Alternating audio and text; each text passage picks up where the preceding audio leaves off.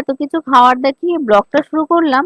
তা কোথায় এত কিছু খাওয়া দাওয়ার আয়োজন হচ্ছে, তো চলুন ব্লগটা দেখতে থাকুন। সবাইকে একটা নতুন ব্লগ দেখার আমন্ত্রণ রইল। তো ছোট্টু বাবিনকে নিয়ে চলে গেলাম ছোট্টু বাবিনের মামার বাড়িতে। তো মামার বাড়ি মানে একটা বিশাল মজা আনন্দের জায়গা। তো সেই মজা আনন্দের জায়গায় খাওয়া দাওয়া তো থাকবেই, পছন্দের সব খাবার।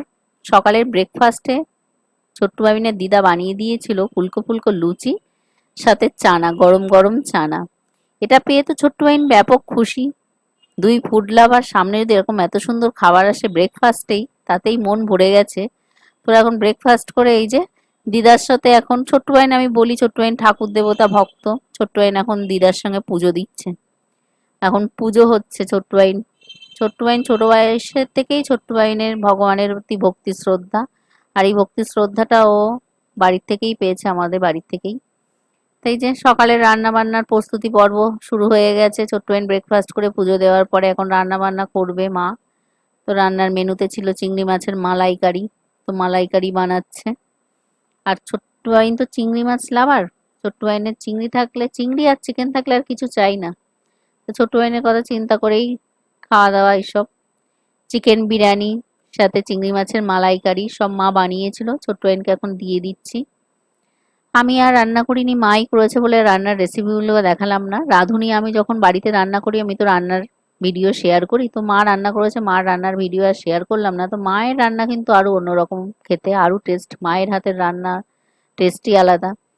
তা বিরিয়ানি আর এই যে চিকেন, ছোট্ট বাবিন চিকেন পছন্দ করে। ছোট্ট বাবিনের বাবা বসে গেছে খেতে।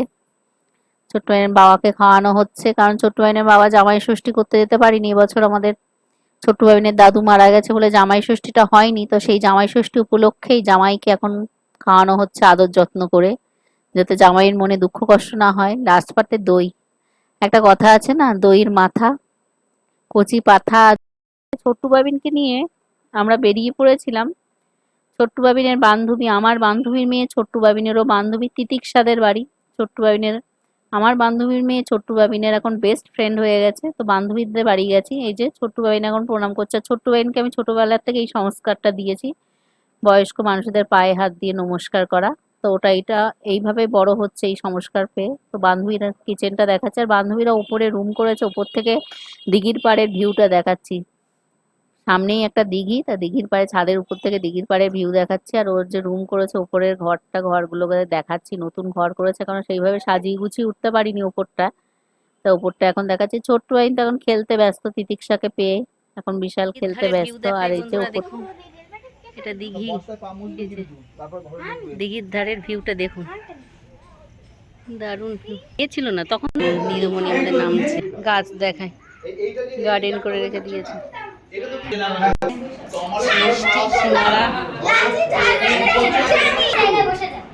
এই যে দিয়েছে, সঙ্গে সঙ্গেই আমাদেরকে লস্যি দিয়েছে আর এত কিছু খাওয়ার আয়োজন।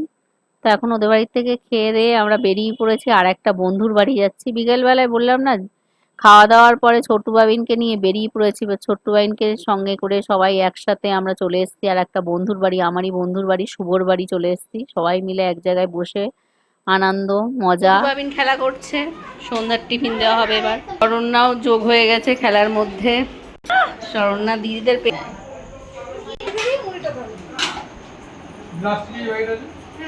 এই যে ছোট বাবিন এখন চপ পেয়েছে, চপ খাচ্ছে, খেতে ব্যস্ত এখন, সব বসে গেছে খাচ্ছে। তার সাথে চপ দারুণ জমে গেছিল একদম। বন্ধু বান্ধবীরা সবাই এক জায়গায় হয়ে একসঙ্গে গল্প, চায়ের আড্ডার সাথে গল্প দারুণ লাগছিল বেশ। সন্ধ্যেটা পার হয়ে কখন রাত্রে হয়ে গেছিল বুঝতেই পারছিলাম না, গল্প করতে করতে সব এতটাই গল্পে ব্যস্ত ছিলাম।